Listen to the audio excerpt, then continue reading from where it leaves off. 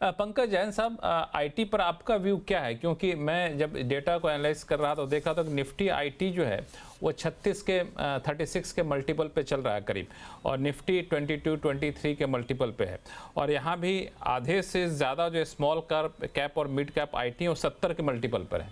तो ये कंसर्न है कि नहीं है?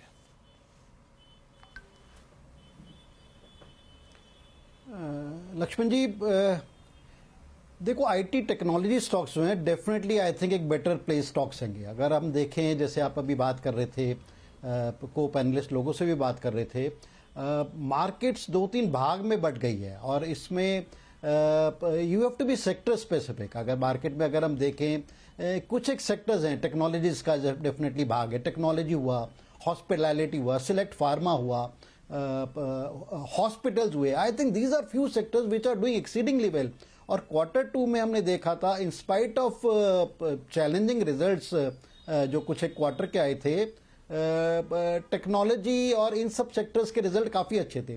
तो टेक्नोलॉजी में हम मान के चलते हैं कि जो आने वाले रिजल्ट्स आएंगे, Q3 के भी रिजल्ट्स आएंगे, काफ़ी एनकरेजिंग रिजल्ट्स होने चाहिए, पॉजिटिव रिजल्ट्स होने चाहिए, और यहाँ से भी एक अच्छे मोमेंटम के साथ टेक्नोलॉजी स्टॉक चलने चाहिए। ठीक है, उसके अंदर हमने देखा था कि पिछले दिनों में जो कुछ एक चुनिंदा मिड कैप टेक्नोलॉजी स्टॉक्स थे, उनमें हमने जो अभी रिसेंट करेक्शन आई थी, उस करेक्शन में भी कोई हमने बहुत ज़्यादा डीपर करेक्शन नहीं देखने को मिला।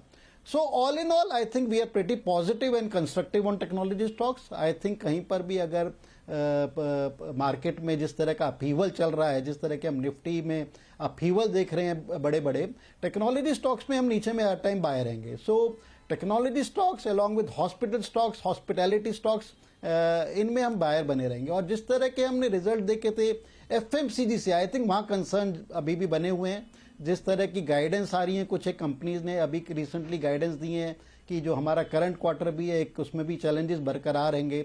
So these kind of sectors, हम सिलेक्ट मेटल्स होंगे, मेटल्स में हम देख रहे हैं कि कॉन्टिन्यूस डंपिंग चल रही है इंटरनेशनल मार्केट से। So these are few sectors we'll have to be cautious on. Banking में भी हम देख रहे हैं कि एक ऐसा नहीं है कि अक्रॉस द बोर्ड सब बैंकिंग स्टॉक्स में एक पॉजिटिव रुझान है। सिलेक्ट बैंकिंग में आई थिंक एक पॉजिटिव रुझान चल रहा है और उसमें भी पिक एंड चूज है। सो इन सब चीज़ों को मद्देनजर रख के देखें तो हमारे को लगता है कि मार्केट में नीचे के लेवल पे सेक्टर स्पेसिफिक चेरी पिकिंग है, और ऐसा नहीं है कि मार्केट का रुझान पूरी तरह बदल गया है। एफआईज भी मेरे को लग रहा है कि अभी भी एक कश्मकश में है कि वेदर कि बाय मोड में आ गए हैं, या अभी भी हम पिछले 2-3 दिन में देखा कि again they are into sell mode kind of thing. So ये चलता रहेगा and we expect some kind of एक window dressing Santa Claus rally towards end of this year, end of calendar year.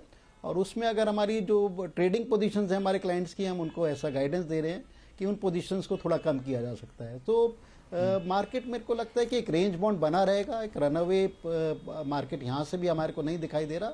And running into Q3 results, I think market दोबारा से cautious mode में चला जाएगा।